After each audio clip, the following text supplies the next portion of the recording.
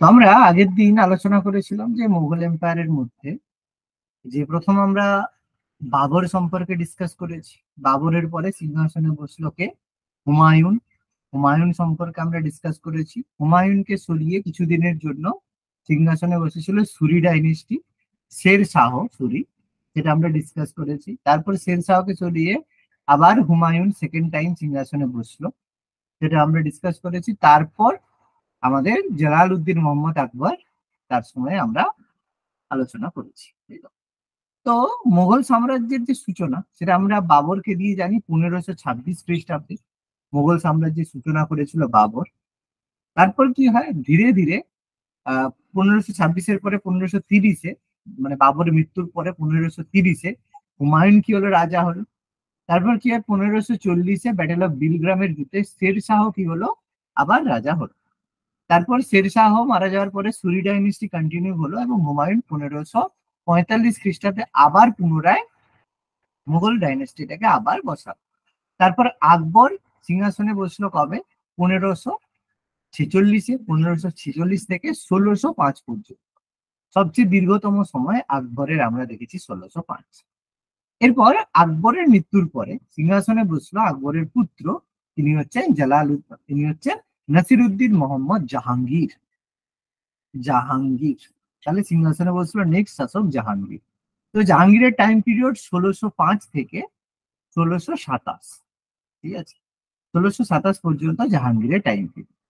এবার এখানে একটা প্রশ্ন হয়তো মনের মধ্যে আসতে পারে, তার মানে নিশ্চয়ই জাহাঙ্গীর যোগ্য শাসক ছিল, সেই কারণে জাহাঙ্গীরকে আকবর মনোনীত করেছিল তার পরবর্তী বা উত্তরাধিকার হিসাবে। সেটা কিন্তু নয়। তার কারণ যে জাহাঙ্গীর যখন সিংহাসনে বসে এর আগেই কিন্তু জাহাঙ্গীরের যে অন্যান্য ভাই তারা কিন্তু মারা গেছিল, অর্থাৎ উত্তরাধিকারী হিসাবে জাহাঙ্গীর ছাড়া আর কেউ কিন্তু বেঁচে ছিল না। সেই কারণে আকবর বাধ্য হয়েই বেসিক্যালি জাহাঙ্গীরকে পরবর্তী শাসক হিসেবে নিযুক্ত করেছিল। ওকে, কিন্তু জাহাঙ্গীরের সঙ্গে আকবরের সম্পর্ক কিন্তু সেভাবে খুব বেশি ভালো ছিল না। তো জাহাঙ্গীরের যে পিতা অবশ্যই আকবর ছিল, ঠিক আছে, এবং তার মাতা কে ছিল? তার মাতা ছিল হরখাবাই। ঠিক আছে, এবার অনেকে তোমরা হচ্ছে যোধাবাই শুনেছো। যোধাবাই বলে কিন্তু আকবরের কোনো ওয়াইফ ছিল না। আমরা যেটা, যে ক্যারেক্টারটা আমাদের দেখানো হয়ে থাকে সেটা বেসিক্যালি হরখাবাইকেই দেখানো হয়ে থাকে। যোধাবাই বলে কিন্তু কোনো ক্যারেক্টার, কোনো ওয়াইফ আকবরের ছিল না।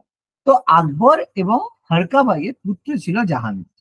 ওকে, এবার এখানে একটা ব্যাপার হয় যে আকবরের যে জাহাঙ্গীরের যে জন্ম, তো সেটা কিন্তু সঙ্গে সঙ্গে তারপরে হয় এটা। এবং জাহাঙ্গীরের যে আসল নাম সেটা কি ছিল? সেলিম। জাহাঙ্গীরের আসল নাম ছিল সেলিম, এটা আমরা প্রত্যেকেই হয়তো জানি। এবার এই সেলিম নামটা তার কোথা থেকে এলো, কে দিল? তো তার পিছনে কারণ হচ্ছে কি, যে আকবরের কিন্তু বহুদিন কোনো পুত্র বা কোনো ছেলে পিলে হচ্ছিল না। সে কারণে আকবর কি করেছিল, একজনের দরবারে গিয়েছিল। সে কে? সেলিম চিশতি, সুফি সাধক সেলিম চিশতির দরবারে গেছিল। তো সেলিম চিশতির বড় ফলোয়ার ছিলেন, ঠিক আছে। তো সেলিম চিশতি কোথায় ছিলেন? বেসিক্যালি আজমির শরীফে। আজমির শরীফে সেলিম চিশতির দরগা রয়েছে। তো যাই হোক, সেটা আমরা হয়তো জানি। তো সেলিম চিশতি সেখানে আকবরের যে এর আগে কোন রকম কোনো পুত্র সন্তান না হওয়ার কারণে সেলিম চিশতির দরবারে তিনি গিয়েছিলেন। সেখানে আহ বারবার যাওয়ার পরে তারপরে আকবরের হচ্ছে একটা পুত্র সন্তান হয়েছিল, তার নাম দিয়েছিল, এই জন্য সেলিম চিশতির সম্মানে তার নাম দিয়েছিল সেলিম। তো জাহাঙ্গীরের সেখান থেকে সেলিমের যে জন্ম সেটা কবে হয়েছিল? 1569, 1559 খ্রিস্টাব্দে, ঠিক আছে, 1569-এ জাহাঙ্গীর বা সেলিমের জন্ম হয়েছিল, ঠিক আছে। আর এই যে হরকাবাই, সে কে ছিল? সে আমাদের হিন্দু রাজা ছিল, রাজা ভরমল, ঠিক আছে। আমাদের যে আমের, ঠিক আছে, আমেরের যে রাজা ভরমল ছিলেন, রাজা ভরমল রাজা, তার কন্যা ছিল। এবার প্রত্যেকের সাথে বিয়ে তো একটা আকবর তো করেছিল, ম্যাট্রিমোনিয়াল অ্যালায়েন্সেস আমরা জানি, এ করেছিল। তো রাজা ভরমলের কন্যার সাথে আকবরের বিয়ে হয়েছিল এবং সেখান থেকে বলা হয় যে সেলিম বা জাহাঙ্গীরের জন্ম হয়েছিল। এবার জাহাঙ্গীরের সম্পর্কে প্রথম গুরুত্বপূর্ণ ইনফরমেশন জাহাঙ্গীরের আত্মজীবনী বা অটোবায়োগ্রাফি। কি ছিল আত্মজীবনী? জানি তো আমরা, তুজুকি জাহাঙ্গীরি, ঠিক আছে। জাহাঙ্গীরের বায়োগ্রাফি ছিল তুজুকি জাহাঙ্গীরি। এবার এটা বলা হয় কোন ভাষায় লেখা তুজুকি জাহাঙ্গীরি? এটা হচ্ছে ফার্সি ভাষায় লেখা। ফার্সি ভাষা, ঠিক আছে, ফার্সি ভাষায়। তবে এখান থেকে একটা কোশ্চেন আসে, কোশ্চেনটা কি আছে, জাহাঙ্গীর কিন্তু তার অটোবায়োগ্রাফিটা নিজে কমপ্লিট করতে পারেননি, কারণ শেষ জীবনে তিনি, শেষ দিকে তিনি এতটাই মদ্যপানে ব্যস্ত ছিলেন বা এতটাই মদ্যপান করেছিলেন, তিনি কিন্তু কোনো কিছু লিখতে পারেননি। তো একটা প্রশ্ন আছে যে জাহাঙ্গীরের যে অটোবায়োগ্রাফি কে সম্পূর্ণ বা কমপ্লিট করেছিল, ঠিক আছে। তাহলে এটা কোশ্চেন হয়, জাহাঙ্গীরের আত্মজীবনী কমপ্লিট করেন কে? তার নাম হচ্ছে মুতাবিদ খান, ঠিক আছে, তার নাম হচ্ছে মুতাবিদ খান। জাহাঙ্গীরের যে আত্মজীবনী বা অটোবায়োগ্রাফি সেটা কমপ্লিট করেছিল। আর এই মুতাবিদ খান কে ছিল? মুতাবিদ খান জাহাঙ্গীরের দরবারে একজন সভা ঐতিহাসিক ছিলেন, একজন সভা ঐতিহাসিক ছিলেন। এই মুতাবিদ খানের একটা বিখ্যাত বই হচ্ছে ইকবাল নামা, ঠিক আছে, ইকবাল নামা বই মুতাবিদ খান লিখেছিলেন, যেটা মানে ফার্সি ভাষায় লেখা। আর এই বই থেকে আমরা জাহাঙ্গীরের রাজত্বকাল সম্পর্কে জানতে পারি, জাহাঙ্গীরের রাজত্বকাল। Okay, বলো, এতটা ক্লিয়ার হলে বলবে, কোনো ডাউট এর মধ্যে?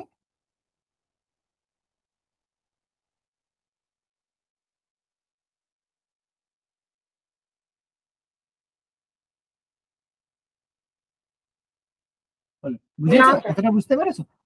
বুঝেছো তো প্রত্যেকে? হ্যাঁ স্যার। ওকে। এবার এখানে একটা জিনিস জেনে রাখো, এই যে আমি একটা প্রথমে কথা বললাম যে আকবরের কিন্তু আরো ছেলে ছিল, ঠিক আছে, তার মধ্যে একজন ছিল মুরাদ, ঠিক আছে, আরেকজন ছেলে ছিল, তার নাম ছিল দানিয়েল। এরা দুজন আকবরের দুজন পুত্র ছিল, মানে জাহাঙ্গীরের ভাই ছিল। কিন্তু মুরাদ 1598-এ এবং দানিয়েল 1604 খ্রিস্টাব্দে মারা গেছিল। তার কারণ কি ছিল? অত্যাধিক মদ্যপান। তার কারণ রাজার পুত্র বেশ ভালো রকম মদ্যপান করতো, এই জন্য অত্যাধিক মদ্যপানে মারা গেছিল, ঠিক আছে, মদ্যপানে মৃত্যু হয়েছিল। সেই কারণে জাহাঙ্গীর, আকবরের কাছে আর কোনো অপশন ছিল না যে সেলিমকে রাজা করা ছাড়া, সেই কারণে সেলিমকে সে রাজা করেছিল। এবার এখানে একটা জিনিস মাথায় রাখবে যে আরো একজন, ঠিক আছে, আরো একজন পুত্র ছিল আকবরের, তার নাম ছিল খসরু, ঠিক আছে, তার নাম কি ছিল? তার নাম ছিল খসরু। তো এই খসরুকে সিংহাসনে, খসরু কে ছিল? খসরু আকবরের পুত্র ছিল এবং জাহাঙ্গীরের হচ্ছে আরেকজন ভাই ছিল। এবং খসরুর সম্পর্ক আরেকটা কি ছিল, মনে আছে যে আকবরের যে সেনাপতি ছিল মান সিং, হয়তো মনে আছে। তো মান সিং এর যে, মান সিং এর যে মানে বোন, তাকেও কিন্তু বিয়ে করেছিল মানে আকবর। সেই কারণে মান সিং এর যে ভাগ্নে, মানে খসরুর মামা ছিল মান সিং, মানে মামা ভাগ্নের সম্পর্ক, ঠিক আছে, মান সিং এর ভাগ্নে ছিল। এদিকে তীর চিহ্নটা করে দেবে, যাই হোক। তো খসরু, তো খসরুকে মান সিং চেয়েছিল খসরুকে সিংহাসনে বসাতে, কিন্তু খসরুকে সিংহাসনে বসানোর জন্য এ করেছিল, এই জন্য খসরু কি করেছিল, প্রথম থেকে একটা বিদ্রোহ করেছিল।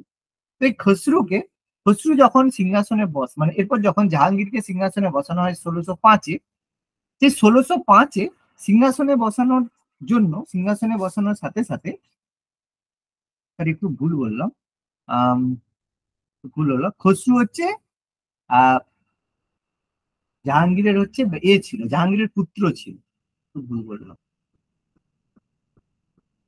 খসরু হচ্ছে জাহাঙ্গীরের পুত্র, ঠিক আছে, খসরু, খসরু জাহাঙ্গীরের পুত্র এবং মান সিং এর ভাগ্নে, মান সিং এর ভাগ্নে জাহাঙ্গীরের পুত্র ছিল। তো মান সিং চেয়েছিল জাহাঙ্গীরকে সিংহাসনে না বসিয়ে খসরুকে সিংহাসনে বসানো, ঠিক আছে।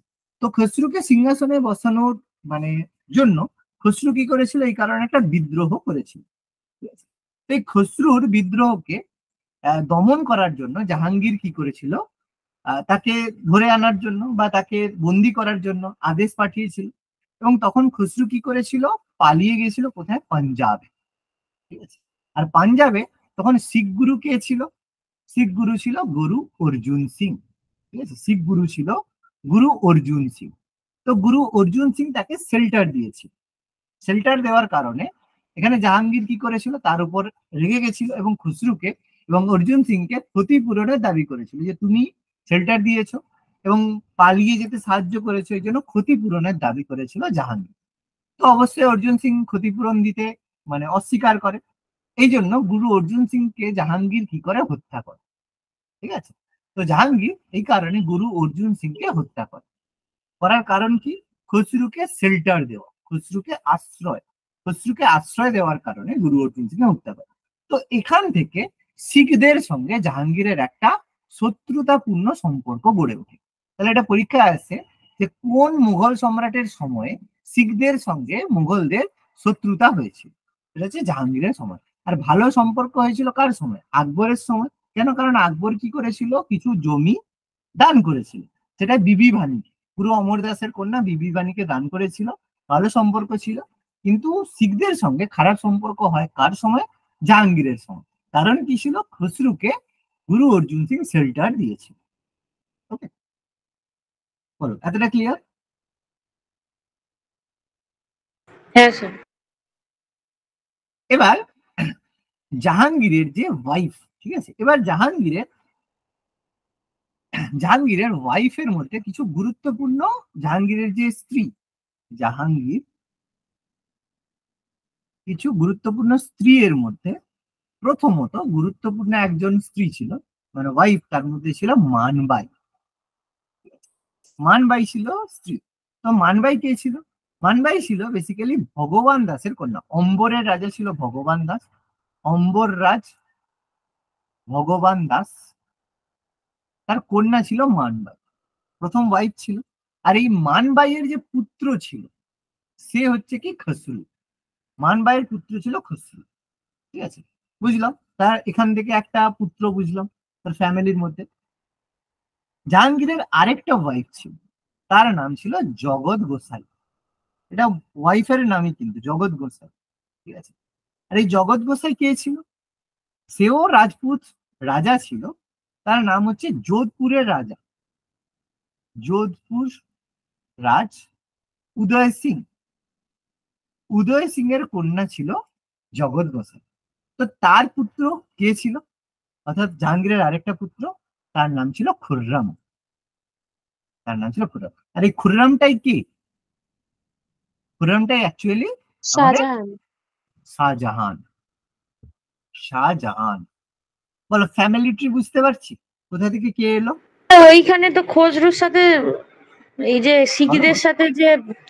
শিখদের সাথে যে শত্রুতা খসরুকে আশ্রয় দেওয়ার জন্য, তাই তো? একদম একদম। এই খসরুই কি মানে এই মানবাইয়ের ছেলেই? একদম একদম একদম, এই খসরু, এই যে ছেলে, এখানে বললাম না খসরুর ছেলে। আচ্ছা, আর এইখানটায় যেটা বলছিলাম, এই যে দুজন হচ্ছে মুরাদ আর ডানিয়েল, এরা হচ্ছে আকবরের পুত্র, মানে জাহাঙ্গীরের ভাই। এরা স্যার হচ্ছে এইখানটা কি আকবরের। বলুন না, তাহলে তো আর বুঝতে পারছি না। ছেলেকে আশ্রয় দিয়েছিল বলে শত্রুতা শুরু হয়েছিল? একদম, ছেলেকে আশ্রয় দিয়েছিল এবং বিদ্রোহ করেছিল খসরু যে সে সিংহাসনে বসবে, তার বাবাকে বসতে দেবে না। তো ওই জন্য জাহাঙ্গীর তাকে ধরার জন্য পাঠিয়েছিল। এবার গুরু অর্জুন সিং তাকে শেল্টার দিয়েছিল যে পালিয়ে যাও, তুমি কাবুলে পালিয়ে যাও। ওই জন্য ভারত থেকে পালিয়ে যেতে সাহায্য করেছিল। পাঞ্জাবে শেল্টার করেছিল, গুরু অর্জুন সিং তাকে সেফ প্যাসেজ দিয়েছিল কাবুল। এবার সেই জন্য জাহাঙ্গীর বলছে কেন তুমি শেল্টার দিয়েছো, ক্ষতিপূরণ দাবি করলো। বলছে না, দেবো না। জাহাঙ্গীর বললাম তোমাকে মেরে দেবো, ব্যাস মেরে দিল, ঠিক আছে। হ্যাঁ স্যার। এবং এরপরে খসরুকে মেরেও দিয়েছিল জাহাঙ্গীর, হ্যাঁ, ধরে নিয়ে মেরেও দিয়েছিল। আচ্ছা, এবার দেখো ফ্যামিলি বোঝা গেল কে কোথায় আছে। হ্যাঁ স্যার। আচ্ছা, এবার জাহাঙ্গীর, তার হচ্ছে জাহাঙ্গীরের ইম্পর্টেন্ট দুটো ইনফরমেশন আমাদের মনে রাখতে হবে, যেটা আমাদের একটু এক্সামের দিক থেকে ইম্পর্টেন্ট। কি দুটো ইম্পর্টেন্ট ইনফরমেশন? জাহাঙ্গীর তার রাজ্যে 2 দিন পশু হত্যা নিষিদ্ধ করেছিল।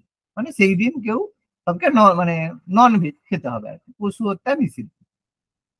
কবে কবে করেছিল? 2 দিন ছিল। একটা ছিল রবিবার, সানডে, আর একটা হচ্ছে বৃহস্পতিবার। এর বলে বৃহস্পতিবার আমাদের হিন্দুদের জন্য ভালো ছিল সেরকম কিছু না, ব্যাপারটা সেই জন্য ছিল না। রবিবার কি ছিল?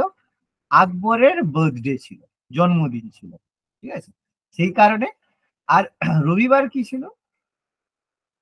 আর সরি, বৃহস্পতিবার কি ছিল? জাহাঙ্গীরের রাজ্যাভিষেক। সিংহাসন জাহাঙ্গীর, আরোহণ। হ্যাঁ, ওই আর কি রাজ্যাভিষেক।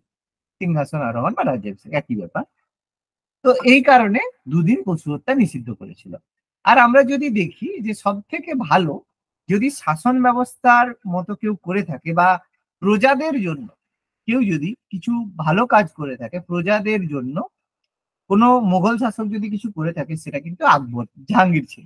তো প্রজাদের জন্য তিনি কি করেছিলেন, দ্বাদশ আইন চালু করেছিলেন, দ্বাদশ আইন প্রবর্তন করেছিলেন। এবং কি করতো যে যে কেউ চাইলে বিচার প্রার্থনা করতে পারতো রাজার ক্ষেত্রে। সে কি করতো যে যেখানে রাজ সড়ক ছিল তার মাঝখানে একটা বড় থাকতো, তোমার এরকম বড় ঘন্টি থাকতো, যে কেউ সেখানে গিয়ে মানে করতে পারতো, মানে তার দাবি করতে পারতো যে আমার এই চাই। তো সেই জন্য যে এই বিচার করার জন্য একটা জায়গা ছিল, তার নাম ছিল আগ্রা ফোর্টে, সেটা হচ্ছে জঞ্জির ই আদল। ঠিক আছে, সেখানে যে কেউ চাইলে গিয়ে বিচার করতে পারে। ওকে, কথাটা কি বললাম বোঝা গেল? যে কেউ গিয়ে ক্লেম করতে পারতো যে আমার আমার সাথে কেউ দুর্ব্যবহার করেছে বা করেছে। তো সেই ক্লেম করার জন্য সে কিন্তু সেখানে করতে পারত। বুঝতে পারলে বলি।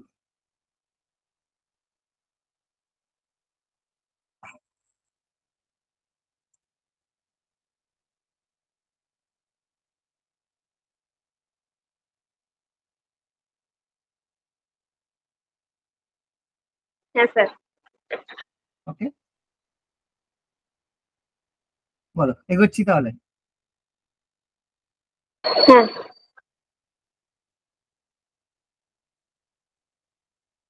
সেকেন্ড।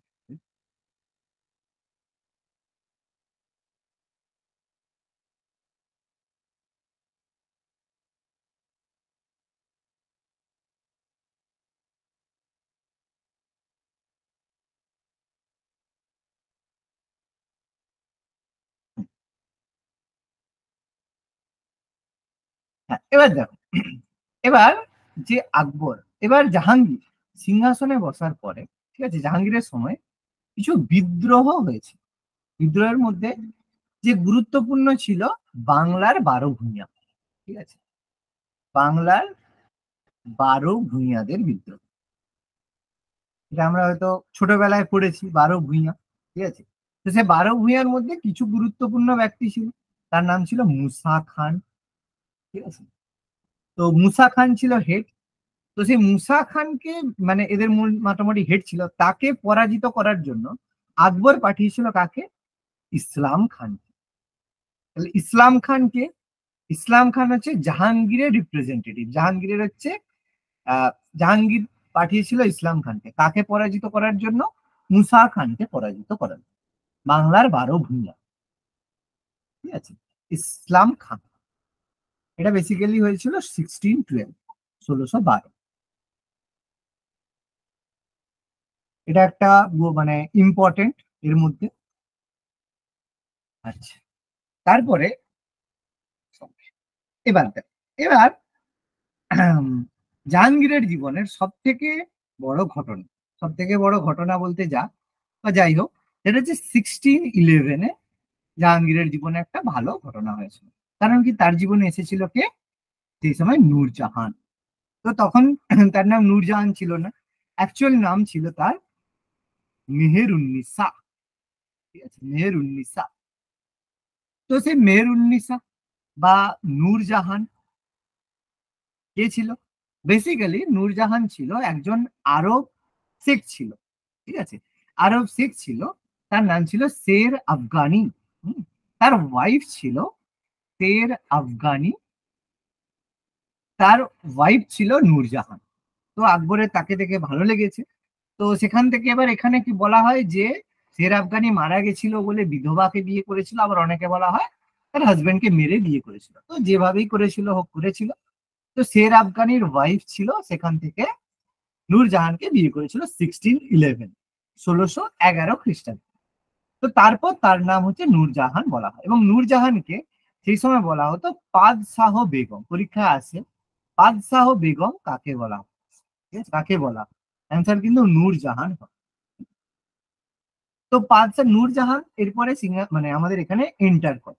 নূরজাহান পাদশাহ বেগমের মর্যাদা 1613-এ বিয়ের 2 বছর পরে তাকে সব থেকে বড় মানে একটা বড় পোস্ট, মানে তার যে যত ওয়াইফ ছিল তার মধ্যে সবচেয়ে বড় পোস্ট, মানে সবচেয়ে বড় স্থান তাকে দিয়েছিল নূরজাহানকে। ঠিক আছে। এবার এই নূরজাহান খুব একজন বড়, মানে ক্ষমতা লোভী একজন মহিলা ছিলেন, বা ক্ষমতা খুব পছন্দ করতেন। সেই কারণে নূরজাহান কি করেছিল, জাহাঙ্গীরকে সাইড লাইন করে নূরজাহান, তার সাথে সাথে শাহজাহান, ঠিক আছে, আর একজন ছিল গিয়াস বেগ। গিয়াস বেগ, এই গিয়াস বেগটা কে ছিল? প্রশ্ন আসতে পারে তোমাদের যে গিয়াস বেগটা কে ছিল। গিয়াস বেগটা ছিল,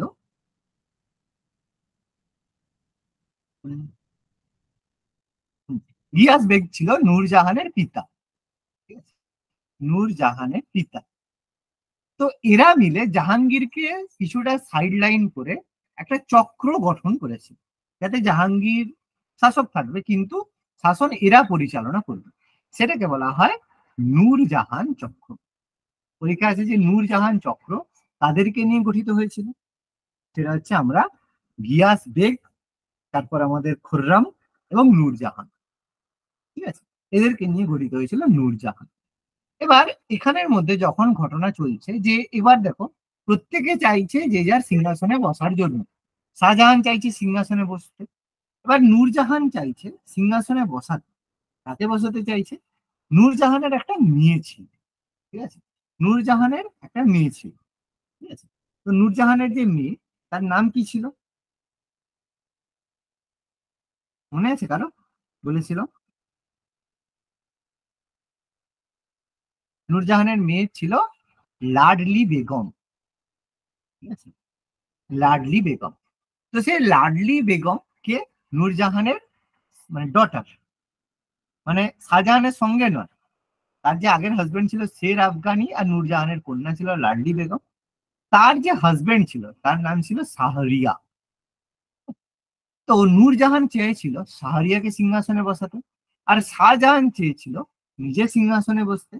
ফলে এই জায়গায় একটা গন্ডগোল দেখা যাবে। প্রত্যেকেই দেখো ক্ষমতা দখল করতে চাইবে, তো প্রত্যেকেই চাইবে একে অপরকে সাইড লাইন করতে। এবার নূরজাহান দেখলো যে শাহজাহানকে একটু সাইড লাইন করার জন্য কি হবে, তাহলে প্রথম টোপ ফেললো শাহজাহানকে সরানোর জন্য, সে হচ্ছে মমতাজ বেগম।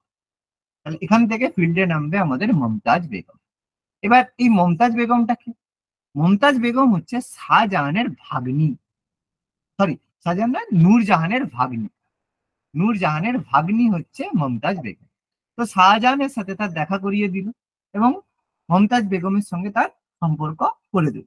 ফলে বুঝলো যে শাহজাহান মমতাজ বেগমের সাথে ব্যস্ত থাকুক, আমি এদিকে শাহজাহানকে সাইড লাইন করে দিয়ে শাহরিয়াকে সিংহাসনে বসিয়ে দিই। খুব ভালো কথা, এভাবে সুন্দর একটা চললো। কিন্তু এখানেও কিন্তু জিনিসটা সব এবার সেইভাবে শাহজাহানকেও, মানে জাহাঙ্গীরকেও সেভাবে কনভিন্স করতে শুরু করলো।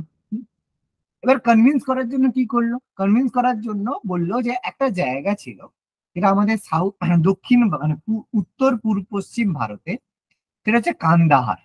আমরা জানি তো কাবুল কান্দাহার, উত্তর পশ্চিম ভারতে কান্দাহার। তো সেই কান্দাহারটা বারবার কি হচ্ছিল, ভারতের মানে এর বাইরে চলে যাচ্ছিল, মুঘল শাসনের বাইরে চলে যাচ্ছিল। তো নূরজাহান কি করলো? নূরজাহান তখন শাহজাহান মানে জাহাঙ্গীরকে কনভিন্স করলো যে তুমি শাহজাহানকে পাঠাও বা খুররামকে পাঠাও। কিসের জন্য? কান্দাহার পুনরুদ্ধারের জন্য, যে কান্দাহারটাকে আবার যেন সে দখল করে নিয়ে আসে। ঠিক আছে, কান্দাহার পুনরুদ্ধারের জন্য শাহজাহানকে পাঠানোর কথা নূরজাহান বলল। ফলে শাহজাহান যখন কান্দাহারে চলে যাবে, এদিকে শাহরিয়ার জায়গা ফাঁকা হয়ে যাবে, খুব সহজে তাকে বসিয়ে দিতে পারবো। ঠিক আছে, কিন্তু শাহজাহান বললো না, আমি যাবো না।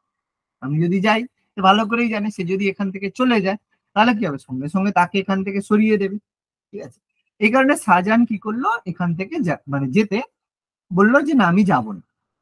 ঠিক আছে, ঠিক আছে, শাহজাহান বললো আমি এখান থেকে যাবো না, কারণ শাহজাহান জানে যে সে যদি এখান থেকে চলে যায় তাহলে কি হবে, আর এখান থেকে মানে তাকে এখান থেকে সরিয়ে দেওয়া হবে। এই জন্য শাহজাহান কি করলো, সাউথ ইন্ডিয়া বা দক্ষিণ ভারতে চলে গেল। দক্ষিণ ভারতে সাউথ ইন্ডিয়ায় শাহজাহান চলে গেল, মানে সেখান থেকে সে আসতে পারে, কিন্তু মানে সামনে থাকলে বেকার হচ্ছে, গন্ডগোল লেগে যাবে, সেই জন্য সেখানে চলে গেল। এবার এই জায়গায় কি হলো যে এখানে ফলে কান্দার হাতছাড়া হয়ে গেল। আর নূরজাহানেরও কি হলো, এখান থেকে তার যে পলিসি বা তার যে ছিল, তার যে উদ্দেশ্য ছিল, সেটাও কিন্তু সফল হলো না। ঠিক আছে, বলো এতটা ক্লিয়ার হলো প্রত্যেকে? স্যার কি এই ভাগ্নির এইখানটা একটু বলবেন, বলো বলো কি মমতাজ বল। বেগম? হ্যাঁ, এই নূরজাহানের ভাগ্নি হচ্ছে মমতাজ বেগম। নূরজাহানের ভাগ্নি হচ্ছে মমতাজ বেগম, যার সাথে শাহজাহানের বিয়ে হলো, শাহজাহানের বিয়ে দিয়ে দিল। আর নূরজাহানের মেয়ে হচ্ছে লাডলি বেগম, যার সাথে শাহরিয়ার বিয়ে হলো। এবার ক্লিয়ার? হ্যাঁ স্যার। স্যার একবার এইখানটা বলুন না, কান্দাহার কোনটা কেন বলো? পাঠাতে চাইছিল, আচ্ছা, কান্দাহারের ব্যাপারটা। কান্দাহার ভারতের ম্যাপ যদি আমরা দেখি, কান্দাহার কোথায়? আফগানিস্তানের কাছে। ফলে ওইদিকে যদি পাঠিয়ে দেয়, তাহলে এই যে পুরো মুঘল এম্পায়ার, মানে ইন্ডিয়াতে যে পুরো মুঘল এম্পায়ারে কে থাকবে, উত্তরাধিকার কে থাকবে? কেউ তো থাকবে না। তখন নূরজাহান যাকে চাইবে তাকেই তো বসাতে পারবে। শাহরিয়ারকে খুব ইজিলি বসিয়ে দিতে পারবে, যদি মানে শাহজাহানকে এখান থেকে সরিয়ে দিতে পারে। কি বললাম, বোঝা গেল এবার? হ্যাঁ এবার শাহজাহান বলছে না, আমি যাব না, কারণ আমি যদি যাই আমার তো এখানে হয়ে যাবে। তো শাহজাহান চলে গেল দক্ষিণ ভারতে, বেসিক্যালি আহমদনগরে চলে গেল, দক্ষিণ ভারতের আহমেদনগরে। সেখানে গিয়ে সে রিভোল্টটা সেই জায়গায় এসে থাকলো, কারণ সাউথ ইন্ডিয়াতে তার হচ্ছে ভালো একটা হোল্ড ছিল। সেটা আমরা শাহজাহানের জীবনটা আমরা দেখবো, আলোচনা করবো একটু পরে। পড়াটা ক্লিয়ার হলো?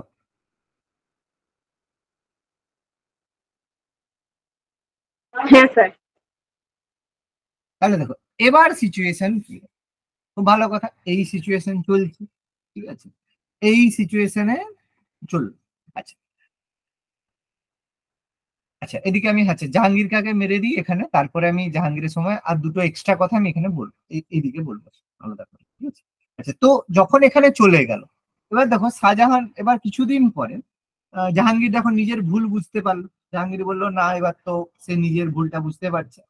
সে বলছে না, ঠিক আছে আমার তো এ হয়ে গেছে। তো জাহাঙ্গীর বললো যে আমাকে আহ এই চলো। আবার তার আর শরীর দুর্বল হয়ে গেছে, সে দুর্বল হয়ে যাওয়ার জন্য সে বলছে কোথায় যাবে না, সে কাবুল। তার যে আরেকজন পুত্র ছিল, মানে জাহাঙ্গীরের একটা পুত্র ছিল, ঠিক আছে, পুত্রের নাম, জাহাঙ্গীরের একটা পুত্রের নাম ছিল পারভেজ, ঠিক আছে। আকবরেরও পুত্র ছিল সেম, হ্যাঁ, পারভেজ। হ্যাঁ, পারভেজ কে ছিল? জাহাঙ্গীরের পুত্র, জাহাঙ্গীরের পুত্র। হ্যাঁ, তো সে পারভেজকে কোথাকার দায়িত্ব দিয়েছিল? এবার এদিকে দেখো শাহজাহান চলে গেছে, আর ওদিকে পারভেজ জাহাঙ্গীরের আরেক পুত্র, তাকে বেসিক্যালি দেওয়া ছিল কাবুল, ঠিক আছে, কাবুল, ঠিক আছে। তো কাবুলে বেসিক্যালি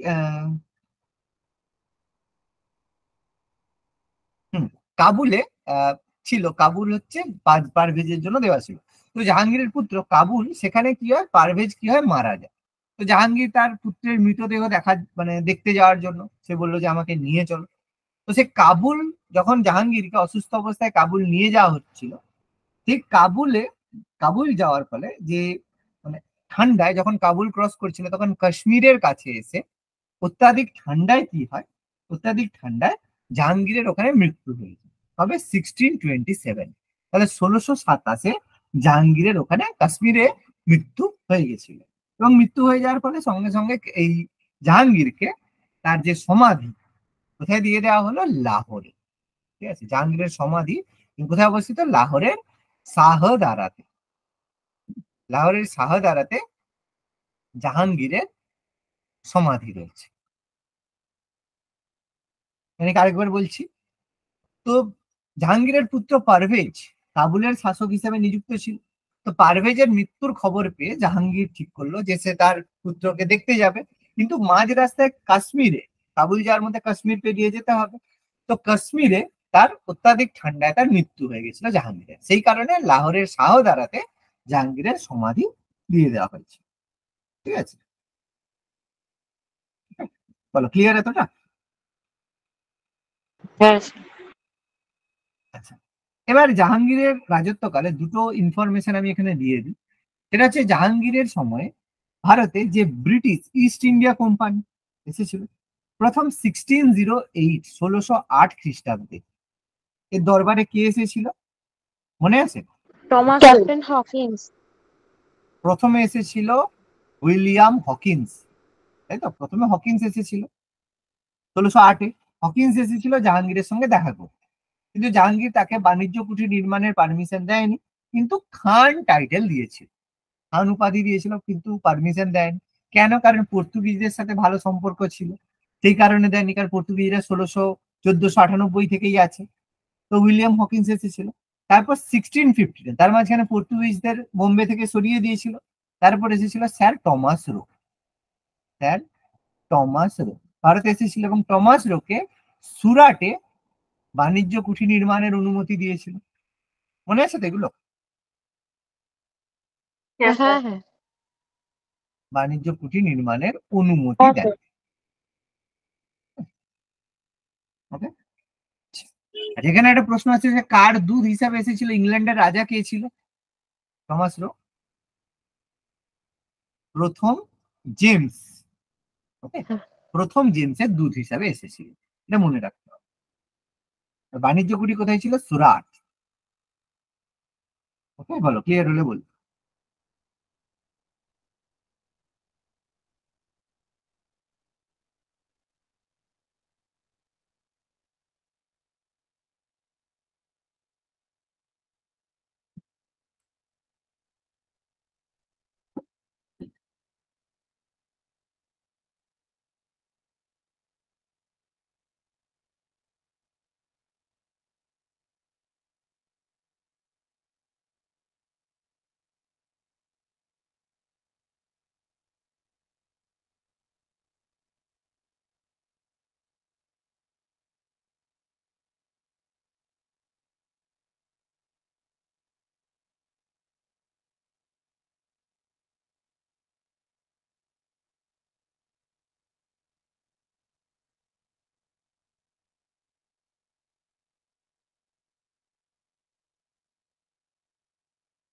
হ্যাঁ স্যার, হয়েছে।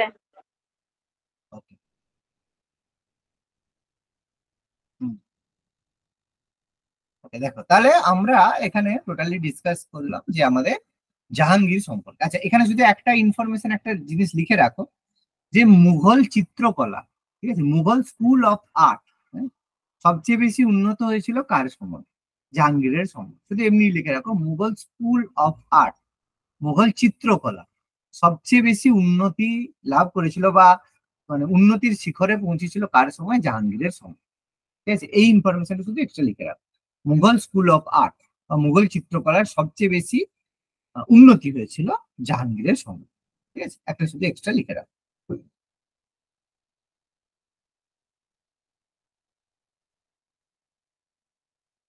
বলো, এগোচ্ছি তাহলে। হ্যাঁ স্যার। এবার দেখো, এবার আমরা আলোচনা করব শাহজাহান সম্পর্কে। শাহজাহান, শাহজাহান সম্পর্কে এবার আমরা ডিসকাস করব। তো সব থেকে আমাদের মানে যা বলবো, একটা ফেভারিট ক্যারেক্টারের মধ্যে অন্যতম শাহজাহান। খুব ভালো লোক ছিল, ঠিক আছে। কিন্তু শেষ জীবনটা শাহজাহান এত ভালো লোক ছিল, তবু তার হচ্ছে শেষ জীবনে তাকে এত কষ্ট পেতে হলো। ঔরঙ্গজেব এত খারাপ কাজ করলো, তবুও তো তার এটা হলো না। শাহজাহান তো ভালো ছিল, তাই তো?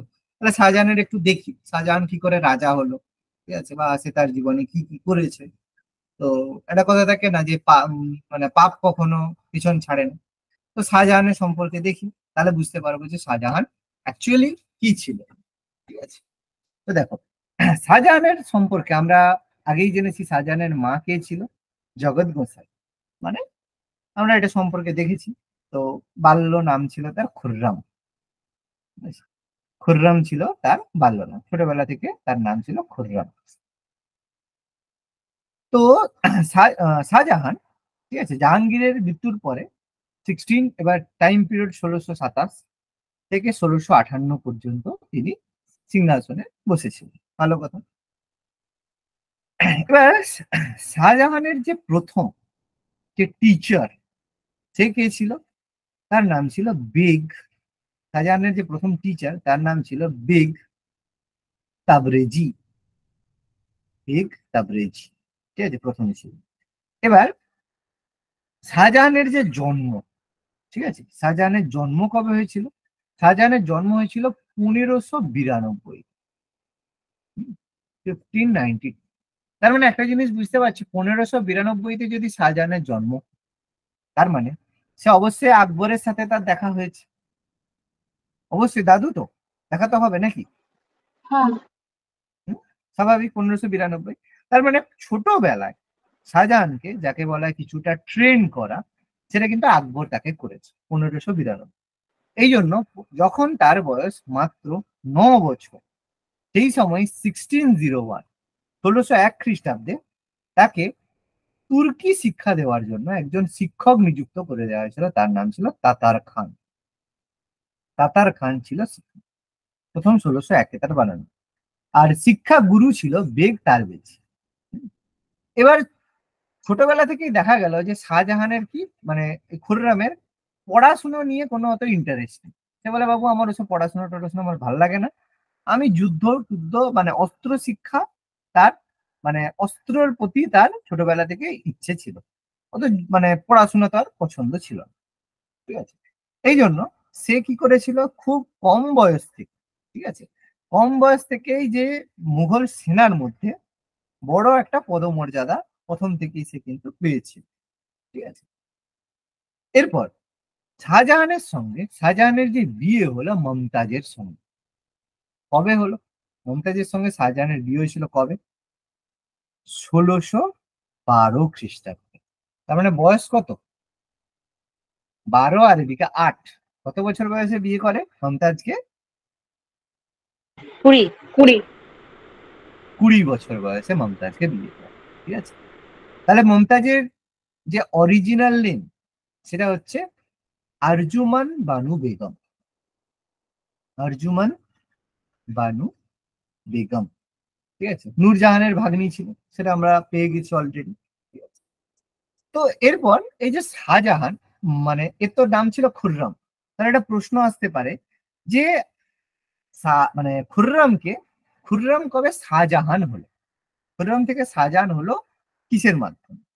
খুররম শাহজাহান টাইটেল পেয়েছিল 1616 খ্রিস্টাব্দে, 1616। 1616-তে সে কিসের জন্য পেয়েছিল? 1616-তে সে পরাজিত করেছিল একজন খুব ইম্পর্টেন্ট শাসক, তার নাম ছিল মালিক আম্বার।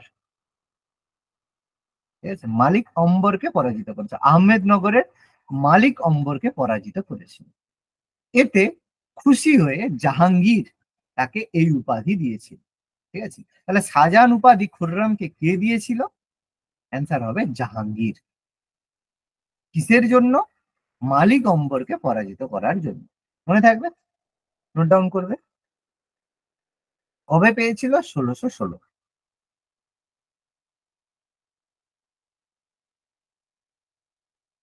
ক্লিয়ার? বলো, ক্লিয়ার হলে বলবে।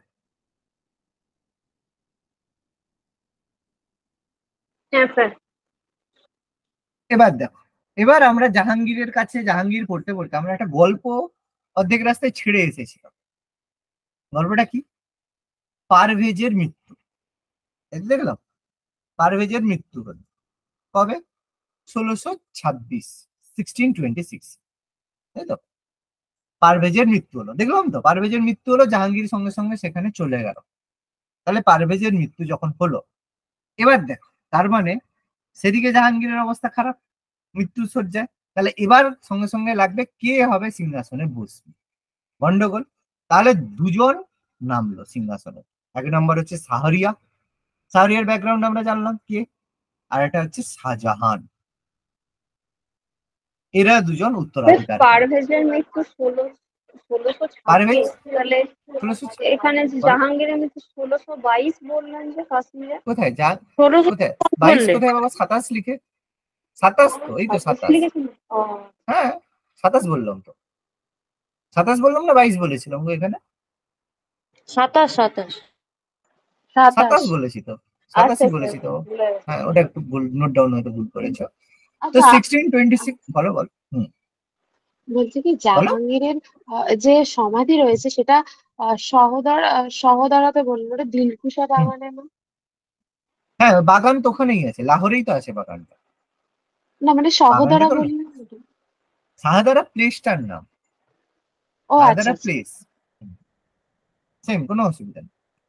এবার দেখো, তাহলে পারভেজের মৃত্যুর সাথে সাথে জাহাঙ্গীরও ঘটি হারিয়ে গেল ওদিকে। ফলে উত্তরাধিকার হলো কি শাহরিয়া আর শাহজাহান। ঠিক আছে, এবার দুজনের মধ্যে হলো গন্ডগোল, কে বসবে সিংহাসনে। গন্ডগোল, দুজন চাইছে দুজন। আর এই জায়গায় শাহজাহান তখন কোথায় আছে? সাউথ ইন্ডিয়া আছে, দক্ষিণ ভারতে আহমেদনগরে আছে, সাউথ ইন্ডিয়াতে আছে। এবার এই জায়গায় আসবে, আসতে এবার দিল্লিতে তাকে আসতে হবে। এবার দিল্লিতে আসার জন্য শাহরিয়া কোথায় রয়েছে? দিল্লিতে। ফলে তার পক্ষে সুবিধা সিংহাসনে বসে। প্লট বুঝতে পারছো? গন্ডগোল বুঝতে পারছো? এবার দেখো, এবার ব্যাপারটা কি হচ্ছে দেখো। এবার দেখো মাঠের মধ্যে কে আসছে। এবার ফিল্ডে নামছে একজন ব্যক্তি, সে হচ্ছে কে? আসফ খাঁ। এবার প্রশ্ন হচ্ছে আসফ খাঁটা কি? আসফ খাঁ কে? আসফ খাঁ মানে মুমতাজের আইডেন্টিটি বাবা। মমতাজের বাবা, মমতাজের পিতা। পিতা অবশ্যই নূরজাহানের ভাই, তাই তো? ভাইজি বললাম তো, ভাগ্নি বললাম তো। হ্যাঁ, ভাগ্নি ছিল। আরেক আরেকটা সম্পর্ক কি? শাহজাহানের শ্বশুর, তাই না?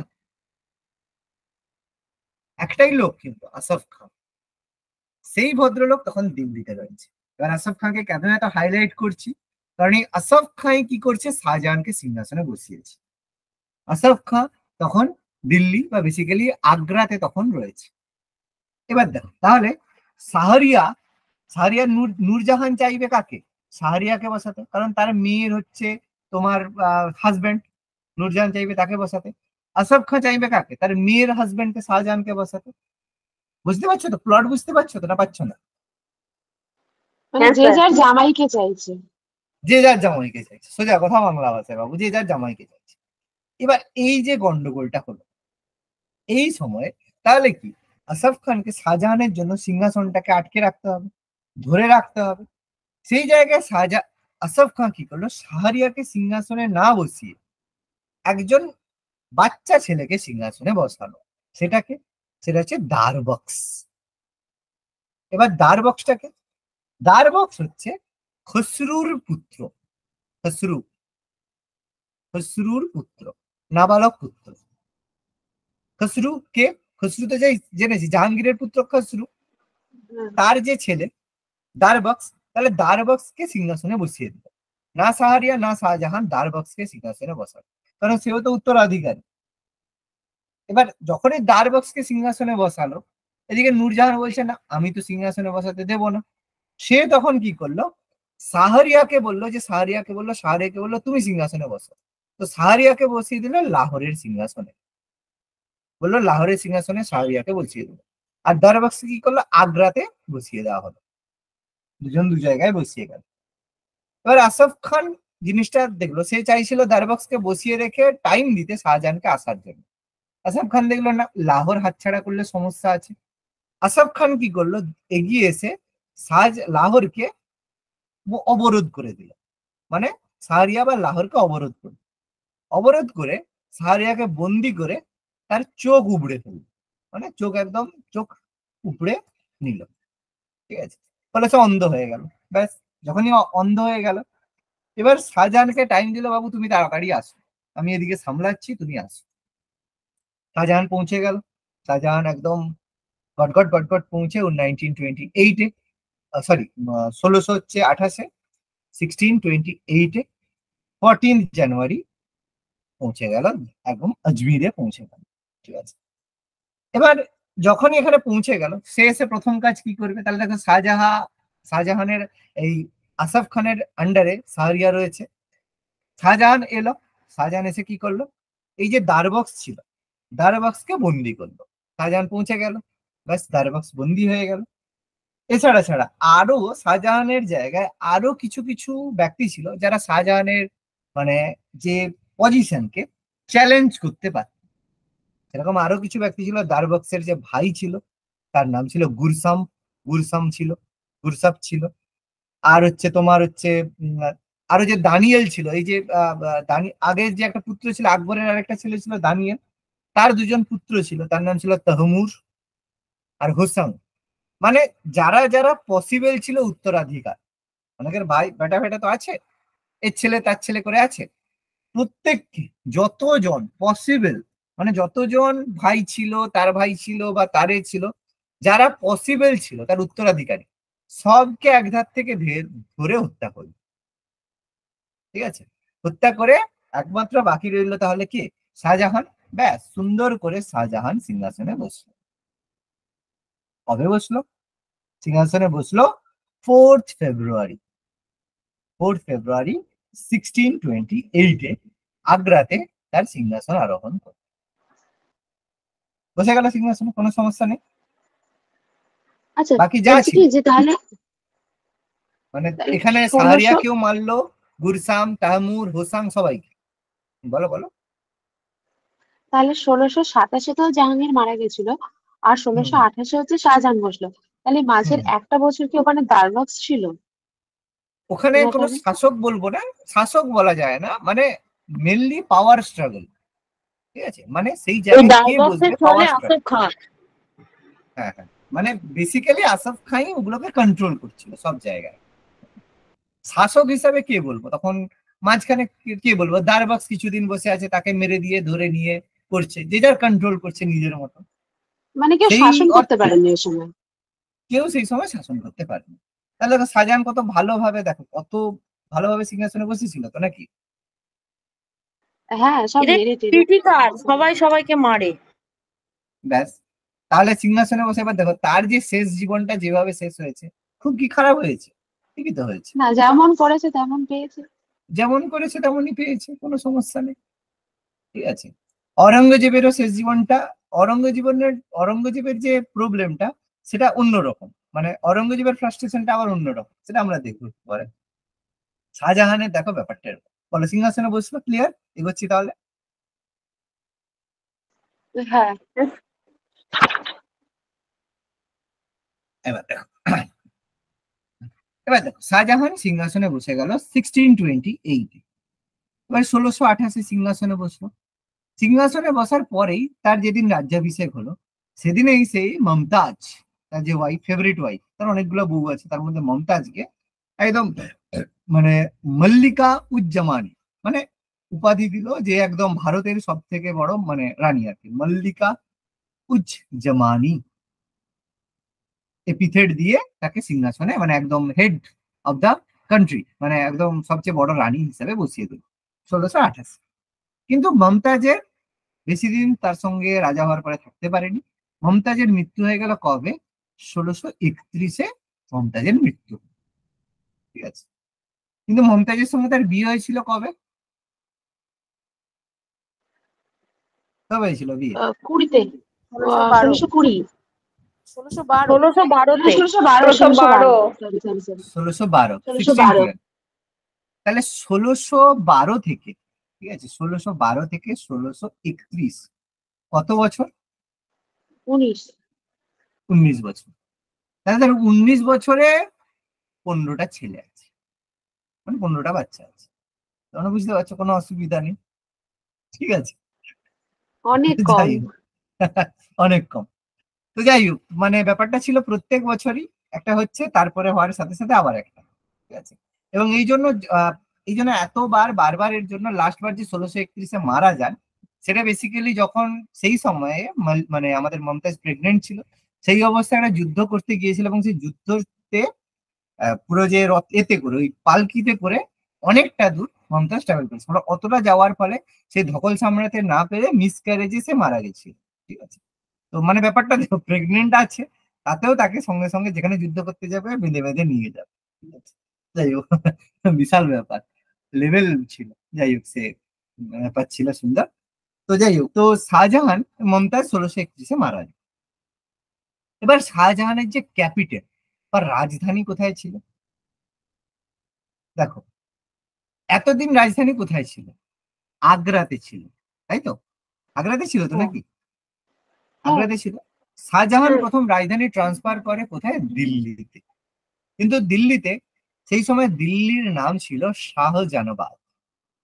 ঠিক আছে, মানে কোশ্চেনটা কেমন ভাবে তোমাদের এক্সামে আসতে পারে, যে শাহজাহানের সময় ভারত মুঘল সাম্রাজ্যের রাজধানী কি ছিল? অপশনের মধ্যে দেওয়া আছে, সাপোজ ধরো দিল্লি, লাহোর, আগ্রা, আর ধরো হচ্ছে পাঞ্জাব। তোমার অ্যান্সার কি হবে? দিল্লি। শাহজাহানের তখন অ্যান্সার দিল্লি করবে। ভালো করে বোঝো, কথাটা বোঝো। এবার যদি বলে শাহজাহানের সময় ক্যাপিটাল কোথায় ছিল, অপশন দিল দিল্লি, লাহোর, আগ্রা, শাহজাহানাবাদ। তখন কি হবে answer? শাহজাহানাবাদ। শাহজাহানাবাদ। উনি তো নাম বোঝা রেখেছিলেন গেল? শাহজাহানাবাদ। ব্যাপারটা বোঝা গেল কি বলতে চাইছি? হ্যাঁ স্যার। বুঝতে পারছো তো কি বল? তাহলে এইভাবে জিনিসগুলো বুঝে বুঝে করবে। যেটা দিল্লি সেটারই নাম বলবে, স্যার একই তো জায়গা। না, তুমি বলতে পারো না, তোমাকে শাহজাহানাবাদই বলতে হবে। যদি শাহজাহানাবাদ থাকে অবশ্যই সেটা ক্যাপিটাল হবে। শাহজাহানাবাদ অবশ্যই দিল্লি, কিন্তু দিল্লির এগুলো একটা বিশেষ বিশেষ অংশ, একটা শহর। মানে কিরকম ভাবো, দেখো এটাকে যদি আমি দিল্লি ভাবি, দিল্লির এই জায়গাটাকে শাহজাহান ডেভেলপ করেছিল, এই জায়গার নাম ছিল শাহজাহানাবাদ। ঠিক আছে, এই জায়গাটাকে তোমার হচ্ছে খিলজি করেছিল, তার নাম দিয়ে দিল তোমার ধরো হচ্ছে, পরবর্তীকালে আমরা পাবো নামগুলো। ঠিক আছে, তো এইভাবে আস্তে আস্তে হবে, মানে একটা অংশের নাম আলাদা আলাদা হবে। বলছি একটু পরে।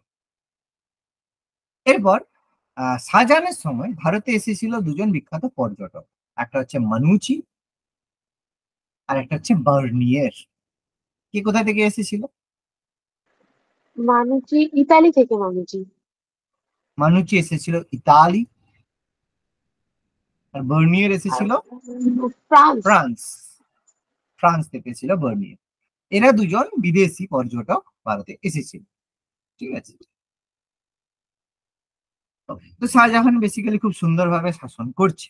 ঠিক আছে, শাহজাহানের মধ্যে খুব ভালো চলছে 1631-এ। তো এরপর মমতাজ যখন, এই যে বললাম মমতাজ 1631-এ মারা যায়, তারপরে সে ভাবলো যে তাজমহল বানাবে।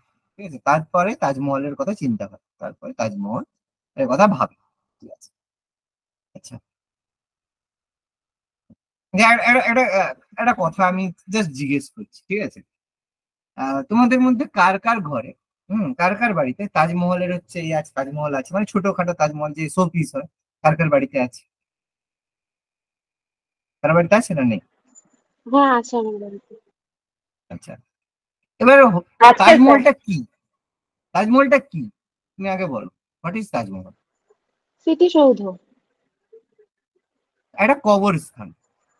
হ্যাঁ। তাহলে তুমি তোমার বাড়িতে একটা কবরস্থান রেখেছো, ভালো জিনিস তো।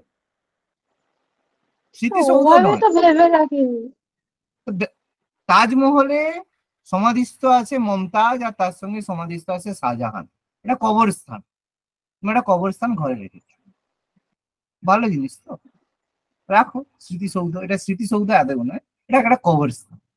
কবরের উপর একটা বিল্ডিং বানিয়ে দিয়েছে, এটা স্মৃতিসৌধ হয় না, এটা একটা কবরস্থান। তুমি তোমার বাড়িতে একটা কবর রেখেছো, কংগ্রাচুলেশন। ঠিক আছে, ওকে। তো স্যার, এটা তো আর যে সে কবর না, এটা একটা সপ্তম আশ্চর্যের একটা। এত সুন্দর। ইজ ইট রিয়েলি সপ্তম আশ্চর্য? এটা সত্যি কি সপ্তম আশ্চর্য? সত্যি কি সপ্তম আশ্চর্য? এত পড়ানো হয়েছে বলেই সেটাকে মেনে নিতে হবে? এতদিন বলে এসেছে বলেই মেনে নিতে হবে? এরকম ব্যাপার? গান্ধীজিকে বলে এসেছে বলেই কি ফাদার অফ নেশন মেনে নিতে হবে? তাই কি? প্রশ্ন করবে একটু নিজে, যেটা পানি এতদিন ছুঁড়ে বিলিফ ফেলে দেবো সিস্টেম স্যার। কি। সত্যি কথা, আই থিঙ্ক এটা উচিত, প্রত্যেকেরই উচিত কাউকে কোনোদিন গিফটে অন্তত তাজমহল না দেওয়া। আর ঘরে থাকলেও I think, personally I think টিকে দেওয়া উচিত। তাজমহল মানে দেখতে যাবে আলাদা কথা, সে তুমি দেখতে যাওয়ার জন্য অবস্থান ভেবেই দেখতে যাও, ওয়ান্ডার হিসেবে দেখতে যাওয়াটা আই ডোন্ট থিঙ্ক এটা কোনো ম্যাটারের মধ্যে পড়ে। ঠিক আছে, যাই হোক, জাস্ট বললাম, ভেবে দেখবে কথাটা আমি ঠিক বললাম না ভুল বললাম। এটা কবরস্থান, তুমি কি ওটা কোনো গিফটেই কবরস্থানে পেয়েছিলাম স্যার। সেই আর কি।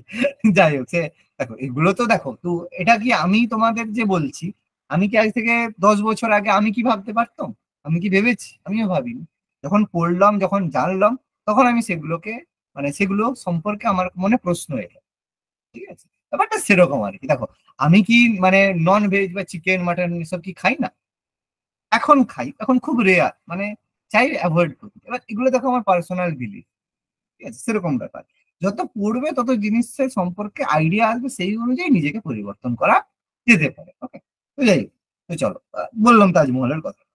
তো যাই হোক, এরপর শাহজাহানের সময় মানে শাহজাহানের সময় কি হয়েছিল যে বাংলাতে পর্তুগিজরা খুব গন্ডগোল করছিল, ঠিক আছে। বাংলাতে পর্তুগিজ যারা ছিল, পর্তুগিজরা তো ছিল, তারা খুব আন্দোলন করছিল, ঠিক আছে। তো পর্তুগিজরা আন্দোলন করার কারণে কারণে শাহজাহান এখানে পাঠিয়েছিল কাসেম খানকে। কাসেম খানকে পাঠিয়েছিল পর্তুগিজদেরকে দমন করার জন্য, ঠিক আছে। তো এখানে কাসেম খান গেল এবং এই করে এখান থেকে বাংলা থেকে, বেসিক্যালি যদি এটা বাংলার কোথায়, হুগলি, ঠিক আছে, হুগলি থেকে পর্তুগিজদেরকে বিতাড়িত করেছিল। ঠিক আছে? এটা আমাদের পরীক্ষায় আসে কোশ্চেন, যে বাংলা থেকে পর্তুগিজদের বিতাড়িত করেছিল কে? শাহজাহান। আর কে জেনারেল কে ছিল? কাসেম খান। এবার পর্তুগিজরা বলছে, এবার সালটা কত ছিল? সালটা ছিল 1632, হ্যাঁ 31-32, 31-এ গন্ডগোল করেছিল, 32-এ বিতাড়িত করেছিল, ঠিক আছে। তো তারপর তারা বলে ভাই ক্ষমা করো ক্ষমা করো, ঠিক আছে, বলছে ঠিক আছে। আবার রিটার্ন তাদেরকে 1633-এ আবার বলছে ঠিক আছে চলে আসো। 32-এ বিতাড়িত, 33-এ আবার এন্টার, পয়সা দেয় না, ঠিক আছে, ওই জন্য চাপ নেই। হ্যাঁ সবই ওই রকম ব্যাপার, হ্যাঁ, যা মানে পাল্টায় আবার ঘুরে তারপরে এই করে, ওইসব কোনো চিন্তা নেই। হ্যাঁ এর তলা দিয়ে এটা হয়, তার তলা দিয়ে ওটা। তো এরপর 1635-এ 1635-এ শাহজাহান নির্মাণ করলো বিখ্যাত ময়ূর সিংহাসন, পিকক থ্রোন, ময়ূর সিংহাসন, ময়ূর সিংহাসন। ময়ূর সিংহাসন কবে বানালো? 1635, অ্যাকর্ডিং টু হিস্ট্রি। তো যে এর পেছনে অনেকের গল্প আছে, যাই হোক, আমি খুব এর ভিতরে যাচ্ছি না। হ্যাঁ, তো তো কি, এবার দেখো, এবার কিছু কিছু আন্দোলন আছে, কিছু কিছু মানে মানে শাহজাহানের সময় বিভিন্ন জায়গার মানে রয়েছে, আক্রমণ রয়েছে। যেমন বেসিক্যালি আমরা বলতে পারি কান্দাহার। হ্যাঁ, এই কান্দাহার নিয়ে সবসময় মিডল ইস্টের একটা বড় গন্ডগোল সবসময় হয়েছে। সে কান্দাহারে যে রাজা, মানে কান্দাহারের সময় ইরানের শাসক ছিল দ্বিতীয় শাহ আব্বাস, সে বারবার এখানে দখল করছিল, ঠিক আছে। তো বারবার দখল করার জন্য কান্দাহারে এবার শাহজাহানের যে ফেভারিট পুত্র ছিল, তার নাম ছিল দারা শিকো, ঠিক আছে। তো দারা শিকোকে শাহজাহান বারবার হচ্ছে কান্দাহারে পাঠাচ্ছিল, যে কান্দাহার তুমি দখল করে নিয়ে আসো, ঠিক আছে। কিন্তু দারা শিকো বারবার হচ্ছে ব্যর্থ হচ্ছিল, ঠিক আছে, বারবার এখান থেকে ব্যর্থ হচ্ছিল। সেই জন্য প্রচুর পয়সা, শাহজাহানের সময় প্রচুর পয়সা লস্ট হয়, মানে শেষ হয় কান্দাহারের পিছনে আর তাজমহল আর মনুমেন্ট তৈরি করার পেছনে। এই কারণে সব থেকে অর্থনৈতিক দিক থেকে খারাপ অবস্থা মানে হয়ে গেছিল শাহজাহানের সময়, মানে এক কথায় বলতে গেলে ভিখারি হয়ে গেছিল শাহজাহান এইসব করতে গিয়ে, ঠিক আছে। তো শাহজাহানের এই জন্য বলা হয় যে মধ্য এশীয় নীতি, সেন্ট্রাল এশিয়া নীতি, হ্যাঁ, মধ্য এশীয় নীতি শাহজাহানের ছিল ব্যর্থ। এই ব্যর্থ মধ্য এশীয় নীতি শাহজাহানের পতনের একটা বড় কারণ ছিল।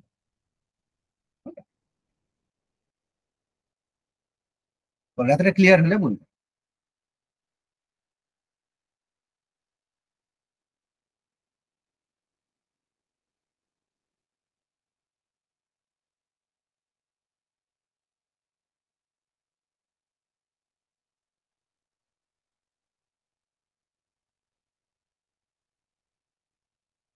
শাহজাহানের ফাউন্ডেশনের দিকে একটু যাবো।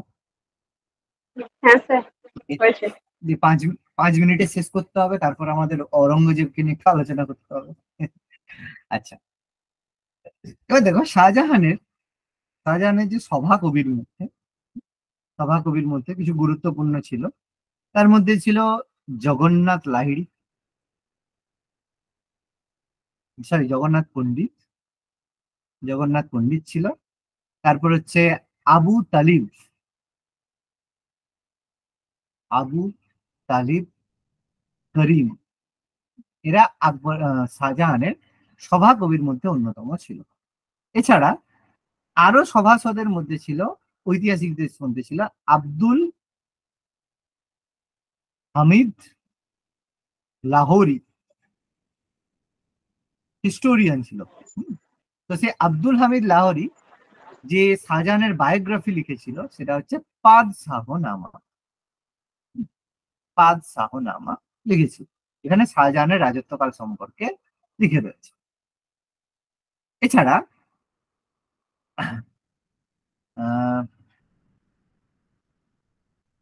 হ্যাঁ, এবার শাহজাহানের একজন হচ্ছে ডটার ছিল, মেয়ে ছিল, আমি একটু পরে বলছি শাহজাহানের যে ডটার যে কথা একটু পরে বলছি। সের মধ্যে তার নাম ছিল জাহানারা। ঠিক আছে, জাহানারা শাহজাহানের ডটার ছিল, মেয়ে ছিল, এবং অ্যাকর্ডিং টু হিস্টোরিয়ানদের মতে শাহজাহানের পরবর্তীকালে জাহানারাকে শাহজাহান বিয়েও করেছিল। এটা কন্ট্রোভার্সিয়াল ব্যাপার, ঠিক আছে। অনেকে এটাকে বলে, এবার অনেকে এটাকে নাকচ করে, তো বাট আই ডোন্ট নো। তো এটা বলা হয়ে থাকে, এটা সম্পর্কে মন্তব্য বলা হয় যে জাহানারা মমতাজের মেয়ে ছিল এবং মমতাজের মতো দেখতে ছিল, এই কারণে মমতাজের মৃত্যুর পরে শাহজাহান তার নিজের কন্যা জাহানারাকে বিয়ে করেছিল। ঠিক আছে, তো এটা কতটা সত্য কতটা মিথ্যা কেউ জানেন, বাট এটা বলা হয়ে থাকে, সত্যি মিথ্যা কেউ জানে না। তো যাই হোক, এই জাহানারা একটা যে মঈনুদ্দিন চিশতি, খাজা মঈনুদ্দিন চিশতি জীবন কাহিনী লিখেছেন। ঠিক আছে, জীবন কাহিনী লিখেছে, শাহজাহানের সময় লিখেছে। আচ্ছা, শাহজাহানের সময় কিছু প্রথা যেগুলো আগে থেকে ছিল শাহজাহান সেগুলো বন্ধ করে তার জায়গায় অন্য চালু করেছিল। আগে ছিল সিজদা পাইবস, শাহজাহান কি করেছিল, সিজদা বন্ধ করে তার জায়গায় চালু করেছিল কি, জমিন বাস। সিজদা মানে কি, সম্রাটের সামনে নতজানু হওয়া, হ্যাঁ, সেটা বন্ধ করে শাহজাহান কি করেছিল, জমিন বাস মানে সম্রাটের সামনে বসা, সম্রাটের সামনে বসা। সিজদা বন্ধ করে জমিন বাস চালু করেছে। আর শাহজাহান হচ্ছে আমাদের যে আকবর যেগুলো বন্ধ করেছিল, পিলগ্রিমেজ ট্যাক্স, তো তীর্থকর পুনরায় চালু করেন। ঠিক আছে, আর শাহজাহানকে বলা হয় কি, Prince of builders, Prince of builders. কারণ কি, তার সময় খুব অনেক কিছু বানিয়েছিল, এই জন্য শাহজাহানকে বলা হয় প্রিন্স অফ বিল্ডার্স।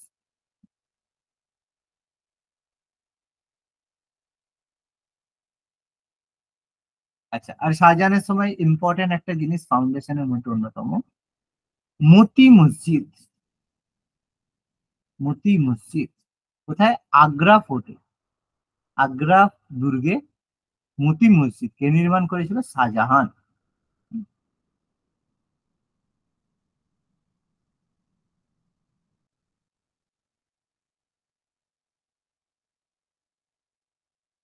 বলো কি হলো বলবে।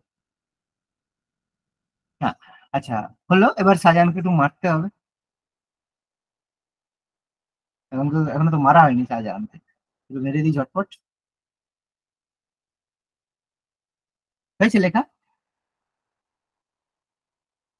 হ্যাঁ স্যার। ওকে, এবার সময় এলো 1656, 1656। কি হলো, শাহজাহান খুব অসুস্থ হলো, এবার সিংহাসনে বসবে, এই নিয়ে গন্ডগোল হলো। এবার শাহজাহান চাইছে সিংহাসনে বসাতে তার ফেভারিট পুত্র, সেটা হচ্ছে দারা শিকো। ঠিক আছে, শাহজাহান চাইছে দারা শিকো সিংহাসনে বসবে। ঠিক আছে, এবার বাকি যারা ভাই রয়েছে তারা বলছে না আমরা বসবো।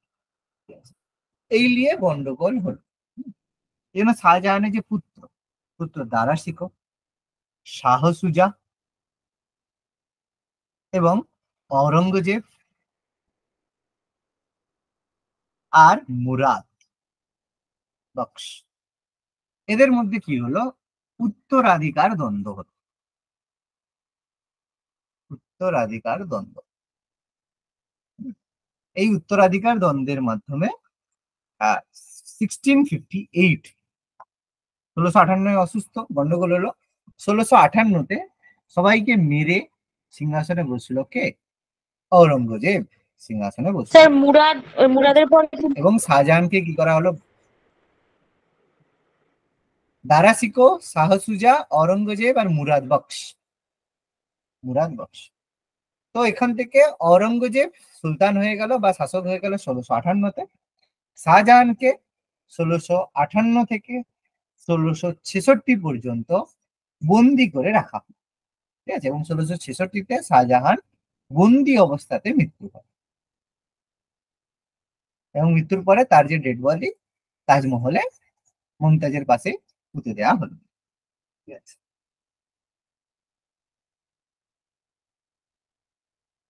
বলো, ক্লিয়ার হলে বলবো।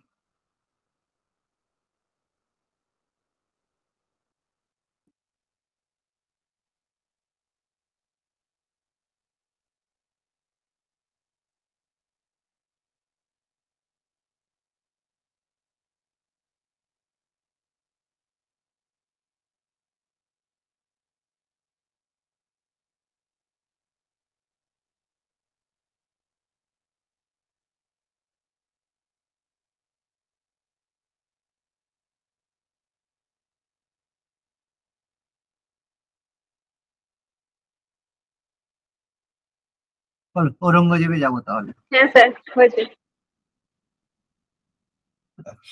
এবার আমাদের মোটামুটি শেষ বাবু, সেটা হচ্ছে অরঙ্গজেব। এবার আমাদের এন্ট্রি করছে অরঙ্গজেব। তাহলে অরঙ্গজেবের টাইম পিরিয়ড 1658 থেকে তাজমহলটা কবে বানাও? 1707। কি বলছো বাবা? বলো তাজমহলটা কবে বানানো? বলো কি বললে, বলো। তাজমহল, আচ্ছা আচ্ছা, তাজমহলের কথাটা বলিনি না, কোথায় গেল তাজমহল? ও আচ্ছা, এখানে আচ্ছা, তাজমহলের কথাটা এখানে বলে দিচ্ছিলাম, তাজমহলের কথাটা ছাড়া হয়ে গেছে। হ্যাঁ ঠিক আছে, তাজমহলের কথাটা আমি বলে দিচ্ছিলাম। আচ্ছা দেখো, এবার এই যে তাজমহল, ঠিক আছে, তাজমহলের যে বানানো, এটা বেসিক্যালি বলা হয় যে তাজমহল বানানো শুরু করেছিল 1653, এখানে কমপ্লিট হয়েছিল, মানে 31 থেকে, মানে 35-এ শুরু হয়েছিল বলা হয়, কিন্তু কমপ্লিট হয়েছিল 1653-তে বলা হয়ে থাকে, ঠিক আছে। তো এটা বেসিক্যালি যমুনা নদীর তীরে, আমরা প্রত্যেকেই জানি যমুনা নদীর তীরে বানানো হয়েছিল। তাজমহলের যে আর্কিটেকচার, মানে যে তাজমহলটা বানিয়েছিল তার যে স্থপতি ছিল উস্তাদ আহমেদ লাহোরি। উস্তাদ আহমেদ লাহোরি এর মেন আর্কিটেকচার ছিল, ঠিক আছে, এটা বানিয়েছিল। আর এর যে বিভিন্ন রকম জায়গা থেকে এর যে স্টোন নিয়ে আসা হয়েছিল, যেমন শ্বেত মার্বেল, হোয়াইট যে মার্বেল যেটা দিয়ে তৈরি, সেটা হচ্ছে মার্কান উপকূল, মানে আমাদের যে প্রেজেন্টলি বলতে পারি করাচি, ঠিক আছে, মার্কান উপকূল থেকে, মার্কান কোস্ট থেকে। তারপর হচ্ছে আমাদের যে কেলাস পাথর, এর মধ্যে বিভিন্ন ধরনের স্টোন আছে। কেলাস পাথর, এটা হচ্ছে চীন থেকে আনা হয়েছিল। নীলকান্ত মণি, এটা আনা হয়েছিল তিব্বত থেকে, টিবেট থেকে। তারপর ল্যাপিস লাজুলি, আফগানিস্তান থেকে। ঠিক আছে, আর হচ্ছে কর্নেলিয়াম পাথর আরব থেকে আনা হয়েছে।